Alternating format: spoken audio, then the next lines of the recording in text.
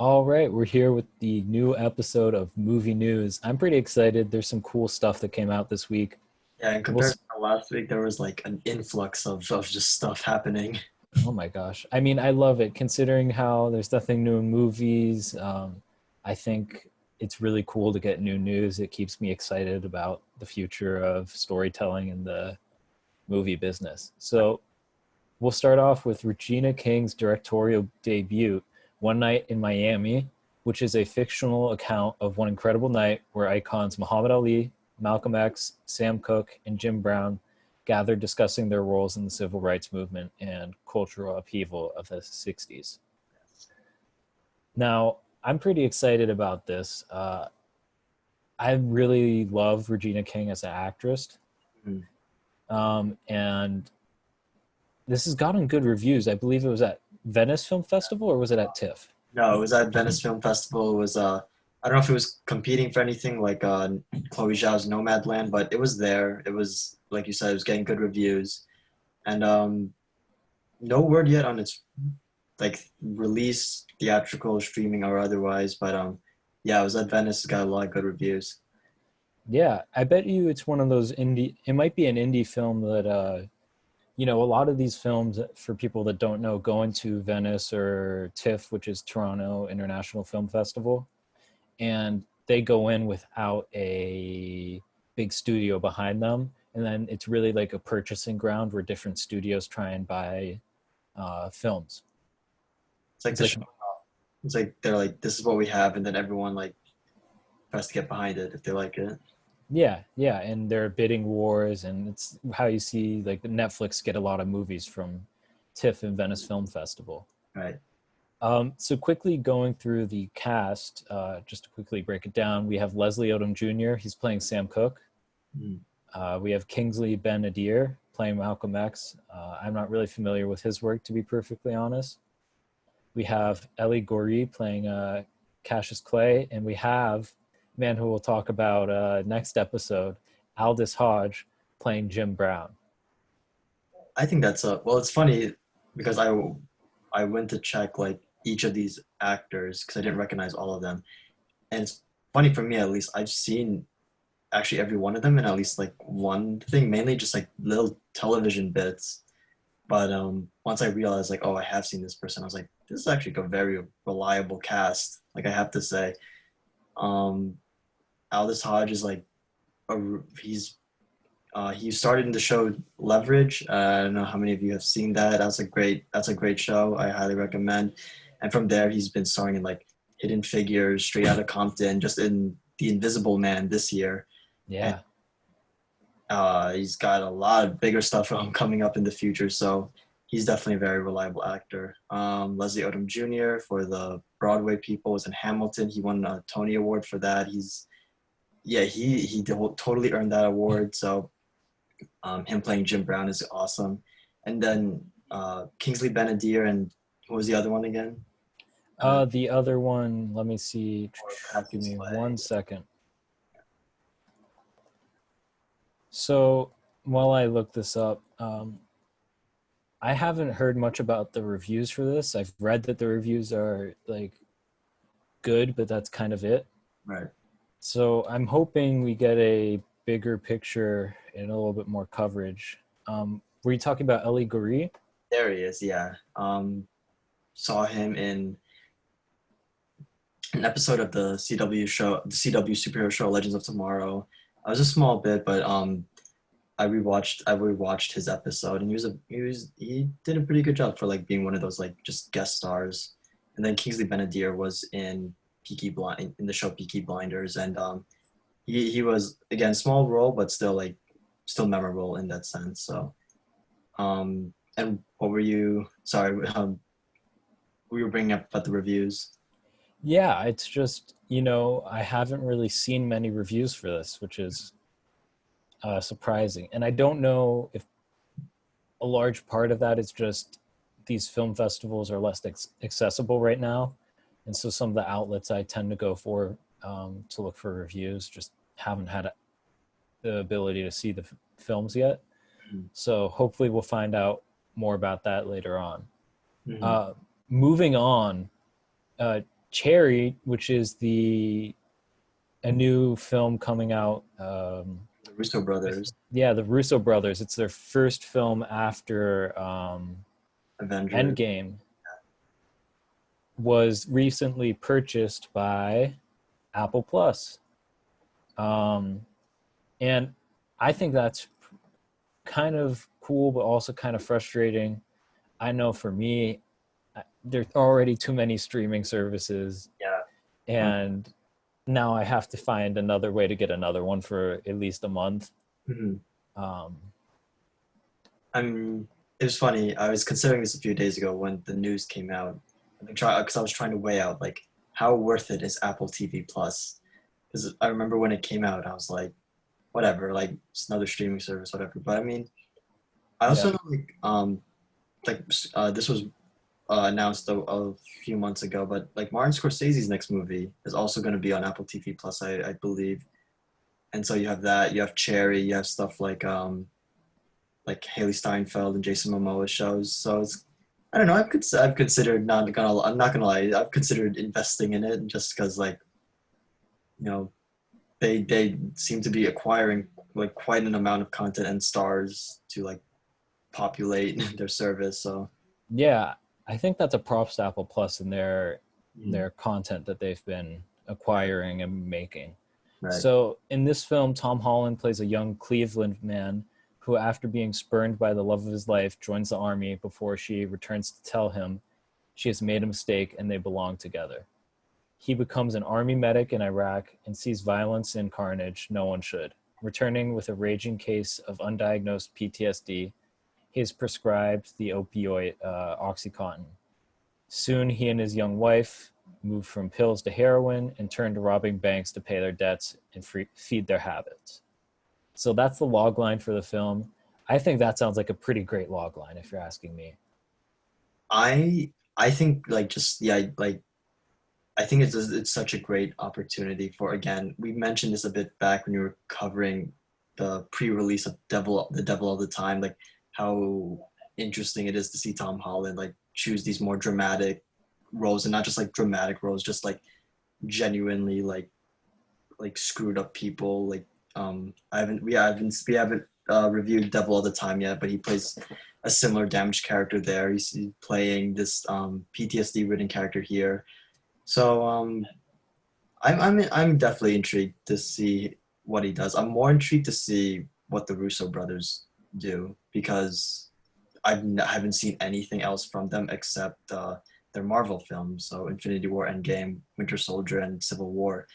So and everyone's always like everyone loves the Russo brothers, but all I've seen is his Marvel film. So I'm excited to see like what do they do outside of because this sounds like a like makings of an like almost an indie movie type feel. So I'm intrigued to see like once the reins are off, what happens. Yeah, and speaking of indie movies, I believe it's a $40 million indie movie now because I believe that's the price Apple Plus paid for it, That's um, crazy. which is crazy. But these streaming services are going into bidding wars for new content with the coronavirus. Part of the reason they said this release moved into early 2021 is for the award season.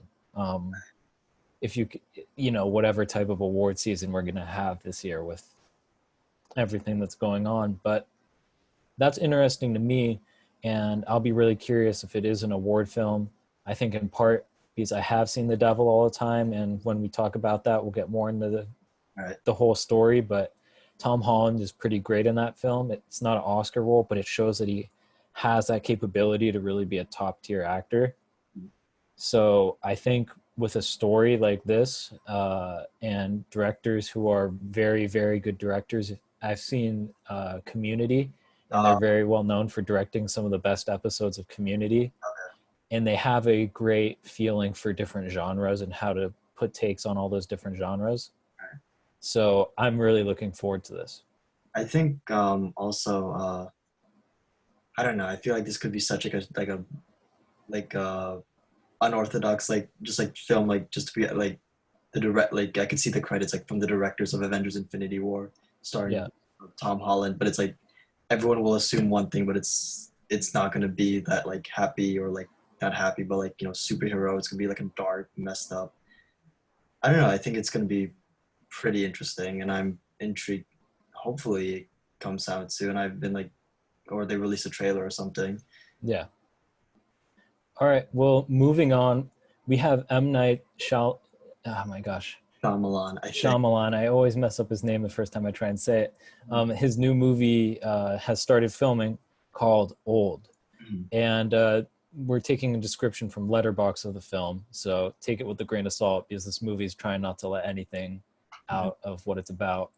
But it describes it as a group of people find a dead body on a beach and slowly realize there's something unnatural happening here. Now, if you're like us, I have no idea what this movie is about after reading the logline. Right.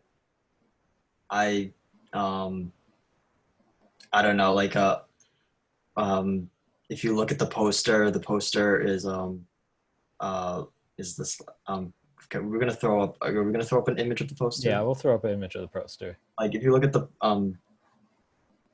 the poster, there is like a science flask, and it looks like they're pouring something in, but it's like not liquid, it's like bodies or whatever. And like their Yeah. tagline was like, "It's only a matter of time." I saw that and I was like, I don't know what this movie's about, but I can tell you what the vibes are like immediately. Like it's a and just like looking back at like M Night's stuff, like Sixth Sense or whatever, this could. Well, if you just look at M Night stuff in general, this thing could be a hit or miss. Right.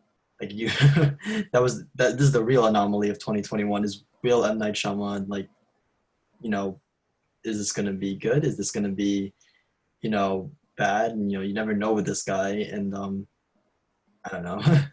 I think it's gonna be interesting. I'm definitely showing up for this. Yeah, I think there's a really interesting story behind how this film got made that we'll quickly talk about before moving on. Is he got the graphic novel for this as a Father's Day gift, I believe, and he read the graphic novel from his kids, and he said, I have to make this movie, and immediately bought the rights. And I don't know exactly how long it's been, but he's making the movie.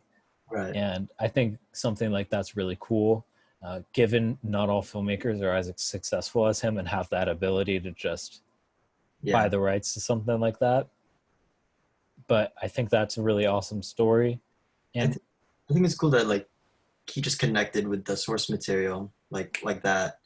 Like I think that's what's gonna like really be like driving the film, that he just like really connect. It's like when Alfred Hitchcock read the book for Psycho and was just like I have to do this. I have to adapt this. And yeah, you saw how Psycho has that big legacy. So I think this could be like I've only seen The Sixth Sense, Split, and Glass from right. him, and Sixth Sense is amazing. Split is underrated in my opinion. Hmm. Glass Glass is honestly all right. I think it got a little too much hype. I mean, but it's nice to see like someone with such a recognizable like name in the industry like he's back. He's doing his thing again. Yeah, yeah. I just hope it doesn't turn into Avatar. That's all. What Avatar film? There was what there was no live action Avatar film. All right, moving on. We'll talk about Chris Hemsworth joins the cast of Spiderhead, a mysterious movie on Netflix that we have no idea what is it about, but we also know that Miles Teller and Journey Smollett is in it. I believe also, Now, Joseph Kosinski of the upcoming Top Gun sequel is directing. oh, interesting. Yeah, Um, so we have a good idea about who's in it and who's directing. Then we know Miles Teller is a great actor. If you haven't seen Fantastic Four, but you have seen Whiplash, yes. then you'll know all you need to know. He Mhm. definitely has the talent there. Um, I know he's in that movie with is it Jonah Hill, the like War Oh, Dogs yeah, comedy? War Dogs. Yeah, Yeah, which is supposed to be. I don't know what the reviews on that were, but from there's people I another talked to, it's supposed to there's be another pretty like funny. there's another like hangover type like comedy. It's also Right? directed by Todd Phillips. So Yeah, gotta love Todd Phillips. mhm. Um, But could you talk a little bit more? I know you're a little bit more familiar with Journey Smollett than I am. Well, one, I first saw her. It's funny. Back in like high school, my history teacher was showing us a movie called The Great Debaters, which was directed by Denzel Washington. That's the first time I saw her. That was like 2007, and she like killed it then.